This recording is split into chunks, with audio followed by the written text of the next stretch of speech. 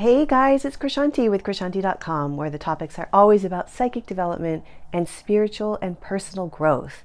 So if you're into this, come over and subscribe. It'd be so great to have you here. I have my 20-year-old cat sitting here on my lap. I don't know if you can see him. Let me just lift him up. Oh, there he is. He's 20. If you notice something stirring around, that's who it is. He's cold and I'm just letting him sit here.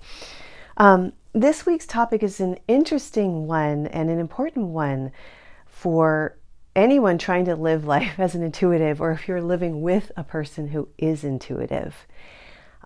It's a whole different ball game, and I have a few tips that will help. You know, life as an intuitive is different than life as a non-intuitive person, because intuitive people tend to be more open, and we sense and feel at a much deeper level than non-sensitive, non-psychic, intuitive people. And those feelings, those things that we feel, can be uncomfortable and can be unsettling. So something that doesn't bother a regular person will likely very much bother an intuitive person. It's really different. So the first thing I think that's important for all parties to understand, if you're living and sharing a space with intuitives and non-intuitives, is to have respect, a healthy amount of respect for each individual. So the intuitive, psychic, sensitive person should have respect for the non-intuitive, non-sensitive person, and understand that they don't have the same issues that the intuitive person does.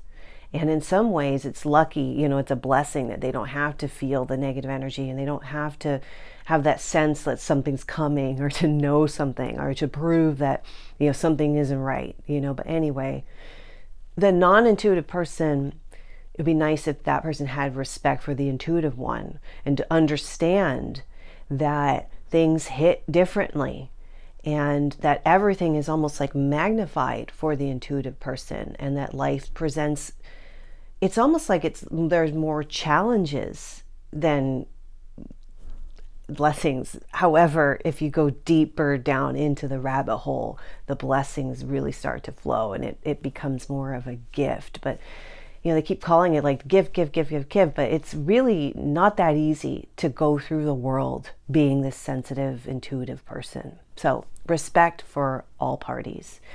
Now, the second thing that is pretty interesting, because it just came to my mind today when I was thinking about it, preparing for this video, is that if you take the approach that to the world with an intuitive person, that intuitive person is like someone with allergies. I know it sounds funny, but there's things that just you need to avoid if you have food allergies, or you're intolerant. So just you don't eat the things that you can't eat. So if you're psychic and sensitive, you just don't go to the places where you shouldn't go. I talk about this. I should never have gone to Lilydale, the spiritualist community in upstate New York, because it was chock full of creepy, scary ghosts. It was a creepy place. It wasn't for me. I didn't belong there. There are other places that I've talked about in other videos over the years where I'm like, bad vibes, so just get out of there. So if you're with an intuitive person, they're feeling bad vibes, like you want to help them avoid those bad vibes. So like avoid the allergies. And then just like with a person with allergies, you go for the alternative. So let's say you can't have dairy, so you drink soy. So that person can't go to Costco. Well, how about Target at 8 o'clock in the morning when no one's there? You know what I mean? Like, it's like just these adjustments and tweaks. And what I have found with a lot of the intuitive people I work with, and myself personally, is yes, we have the triggers and the things that are negative and destructive, but then there are the positives. So typically intuitive people love beauty and peace and everything being calm and just positive energy. That's wonderful. So bringing more of that in and avoiding chaos would be helpful if you're living with an intuitive person, and having a home space that is conducive to that sort of environment, just peaceful and safe. And speaking to safety too, intuitive people do pick up vibes from others. We will be the ones that really feel it after talking to an energy vampire for like an hour. We'll feel like drained. I remember this happened to me. It was like someone took out the battery, like just took it out of my solar plexus. And I'm like, oh, that wasn't even a client. So in that case, the person can work on tools to protect themselves, and or you can just help them to avoid being in the situation with the energy vampire. Like why be with someone that brings you down, you know? So that's the other thing. Now let me look at my notes here. I was writing up stuff. So take that approach. Now the next one that's important is, and this is a big one, and it's a tricky one, and it's the I told you so syndrome. And it's really challenging, like, to be psychic, right? And to just be like, I know this is going to happen. I know this is going to happen. I know this is going to happen. And then it happens. You're like, I told you so. I knew it. And then it's like the other person can get irritated, the non-intuitive, or be like, why do you always have to like be the one who knows everything?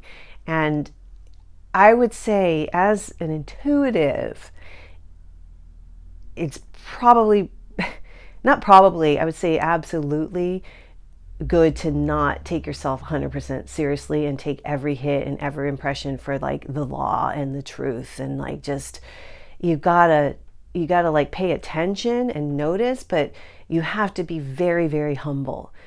We're sifting through like so much information coming in, and some of it's going to be accurate and lead to exactly what you thought, and some of it isn't. And so to come to some kind of like equal playing ground or level playing ground with people you're sharing your life with as an intuitive is extremely helpful, because nobody wants to live with someone that knows more than they do and knows it all. Like, that stinks. And then it becomes this weird, there might be like a power struggle or dynamic. So it's just sort of like, all right, is this hit like for real? Like, is this like, we have to listen to this and then go from there, you know? But it's like picking your battles and deciding how to approach situations, because without a doubt, an intuitive person will get vibes about stuff, good vibes and bad vibes. And it's like, what do you do with that? You know? So it's interesting.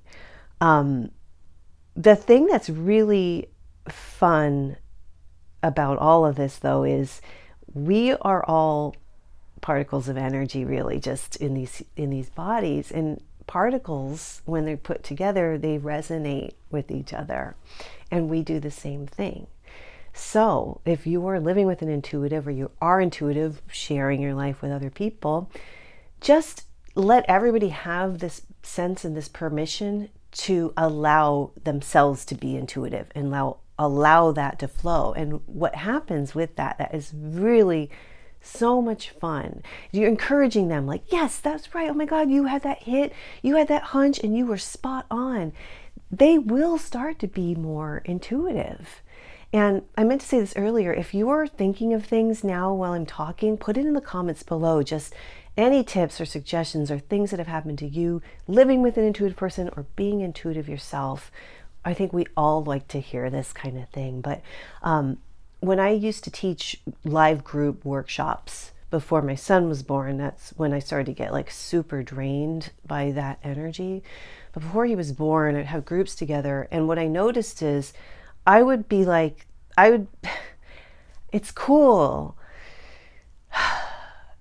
It's like really cool. And I think you guys can have this too, but I would be holding the space, and then everybody would like match my level.